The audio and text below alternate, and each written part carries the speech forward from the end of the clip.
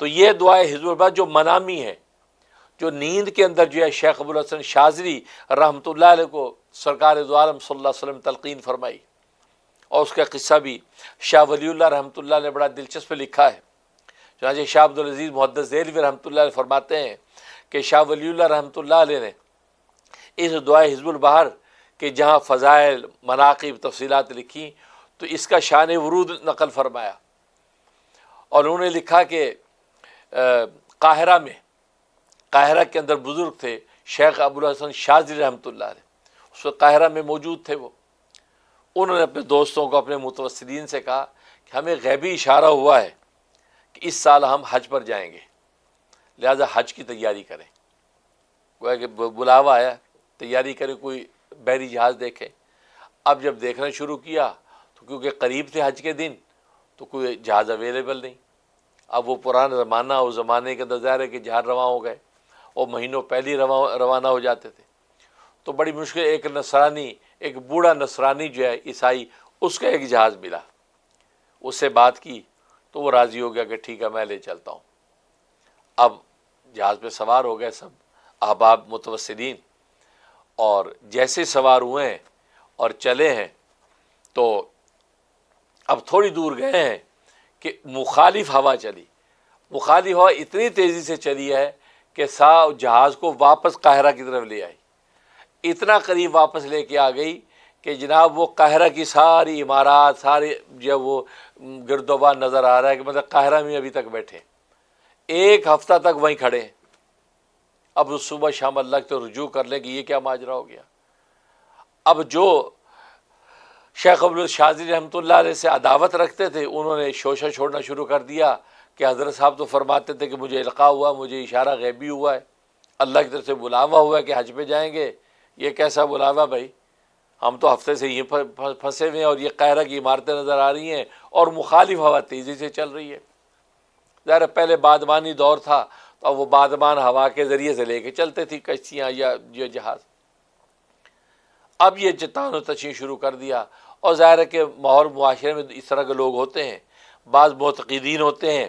وہ بیچارے سر ڈال کے خاموش بیٹھے رہتے ہیں کہ بھئی اللہ تبارک و تعالیٰ کی طرف سے خود ہی ظہور ہوگا اپنی رحمت کا۔ حضرت نے جب فرمایا تو انشاءاللہ اللہ کے ولی کے دل پہ کوئی سچی بات ہی اتری ہوگی اور وقت پہ ظاہر ہوگی، خاموش رہتے ہیں۔ لیکن بعض من چلے جلدی سے جھٹ سے بک بک کرنے لگتے ہیں، اللہ والوں کی بے توقیری کرتے ہیں، اجی آپ تو یوں کہتے تھے، اجی آپ تو یوں کہتے تھے، کچھ بھی نہیں ہوا، جو ہم سے پھنسے ہوئے ہیں، کیسا اشارہ غیبی ہوا آپ کو؟ تو کہا کہ ان کو بزرگوں کی ولایت پر ہی شک شروع ہو جاتا ہے کہ پتہ نہیں ولی ہیں بھی کہ نہیں، یہ حرکت شروع ہو گئی۔ اب جب یہ باتیں لوگوں نے کی، مخالفین نے، اس کی حضرت کو بڑی تکلیف ہوئی، حضرت کو بڑی تکلیف ہوئی اس کی، اور بڑا دل جب وہ افسردہ ہوا آپ کا، اور اسی حال میں آپ دوپہر کا قیلولہ کرنے کے لیے لیٹے۔ جب لیٹے ہیں تو رسول اللہ صلی اللہ علیہ وسلم خواب میں تشریف لے۔ یار امتی غمزدہ ہو، وہ تو عام امتی غمزدہ ہو، رسول اللہ بس اوقات آ جاتے ہیں، یہ تو اللہ کا ولی، عاشق رسول، عاشق خدا و مصطفیٰ، یہ تو وہ شخص ہے شیخ ابوالحسن شاذلی رحمۃ اللہ علیہ۔ اور رسول اللہ صلی اللہ علیہ وسلم آ گئے اور فرمایا کہ دل جو ہے وہ اداس نہ کرو، یہ دعا حزب البحر پڑھو، سب رستہ صاف ہو جائے گا۔ اور آپ نے پوری دعا حزب البحر پڑھ کے بتائی، پوری تلقین فرمائی، آنکھ کھل گئی۔ جیسی آنکھ کھلی تو فوراً جب ملا سے کہا کہ بھائی تیاری باندھو، جہاز کا لنگر جو ہے اٹھاؤ، تیاری باندھو، اور آپ نے یہ دعا پڑھنا شروع کر دی۔ ہوا چونکہ مخالف چل رہی تھی تو ملا نے کہا کہ یہ حضرت یہ تو اگر ہم نے جو ہے لنگر اٹھا دیا، اتنی مخالف ہوا چل رہی ہے کہ ابھی تو سے عمارتیں نظر آ رہی ہیں، ہم تو عمارتوں کے اندر جا کے پہنچ جائیں گے، عمارتوں کے اندر گھس جائیں گے، واپس بالکل قاہرہ پہنچ جائیں گے۔ تو یہ ہوا کہتا بالکل، آپ فرمایا کہ اپنا کوئی شبہ دل میں نہ لاؤ، جو کہہ دیے بس کرو تم، اعلیٰ برکت اللہ تعالی، لنگر اٹھاؤ، انشاءاللہ اللہ کی نصرت آئے گی۔ اب لوگ بھی حیران، متوسلین، تو ظاہر ہے کہ اعتقاد تھا ان کو کہ حضرت والا ایسے نہیں فرما رہے، کوئی بات ہے، کچھ ہوا ہے۔ اور جو مخالفین بھی ہکا بکا دیکھ رہے ہیں کہ لو یہ بات ٹھٹھے بھی اور دانت بھی نکال رہے ہیں کہ یہ کیا حرکت ہو رہی ہے، اب پتہ چلے یہ لنگر اٹھائیں گے تو یہ واپس قاہرے پہنچ جائیں گے۔ ظاہر اس سے فضول بات کی لوگوں نے۔ لیکن جیسے ہی اس نے وہ جب وہ اس کی تیاری کی اور جہاز کی جو وہ لنگر اٹھایا تو ہوا موافق ہوا اتنی زور سے چلی کہ وہ جو کیلی میں سے جو رسی باندھی ہوئی تھی وہ رسی نکالنا مشکل ہو گیا، یہاں تک اس رسی کو کاٹنا پڑا،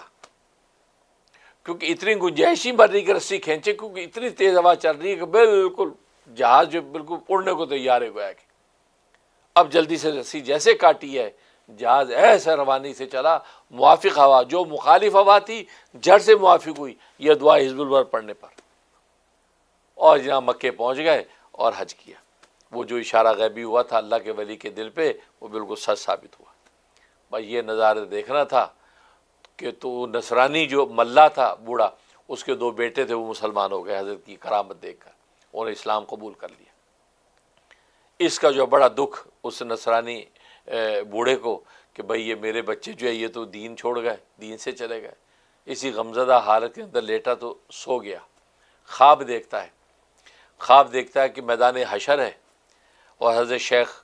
ابوالحسن شاذلی رحمۃ اللہ علیہ اپنے پورے مریدین متوسلین محبین کے ساتھ جنت میں داخل ہو رہے ہیں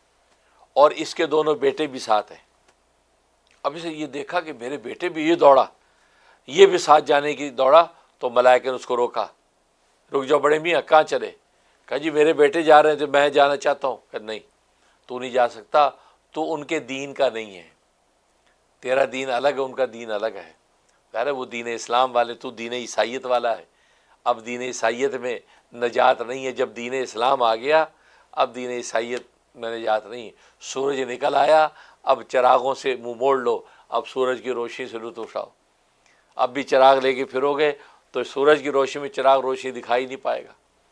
چراغ مدھم پڑ جائیں گے، اور مدھم چراغوں سے کیا ملے گا تمہیں؟ اب تو سورج کی روشنی حاوی ہے، اب تو آفتاب اسلام کا روشن ہے، اب دین عیسائیت سے کچھ نہیں ہونے والا۔ ہاں سچا ہے اپنی جگہ پر، لیکن اب نہیں، اب منسوخ ہو گیا، تو اسے تیرا دین الگ ہے ان کا دین الگ ہے، تو نہیں جا سکتا۔ آنکھ کھل گئی۔ اب جب سے یہ صورتحال دیکھی تو سمجھ گیا کہ حضرت سچے ہیں اور ان کا دین بھی سچا ہے، آ کر یہ حضرت کے ہاتھ پر طائب ہوا اور مسلمان ہو گیا۔ تو بوڑھا نصرانی بھی مسلمان ہو گیا، اور لکھا کہ اپنے وقت کا بڑا ولی اور بڑا عارف بن کے مرا، یہاں تک کہ آگے فیوز اس کے پھیلے، آگے فیضان لوگوں کے اندر اس نے بانٹا، اور اس حال میں اللہ تبارک و تعالیٰ اس کو اپنے پاس بلایا۔ یہ وہ دعا حزب البحر ہے جو پھر ان اولیاء کاملین میں آج تک چلی آ رہی ہے، اور اس کے زکاتیں نکالی جاتی ہیں مختلف ترتیبیں۔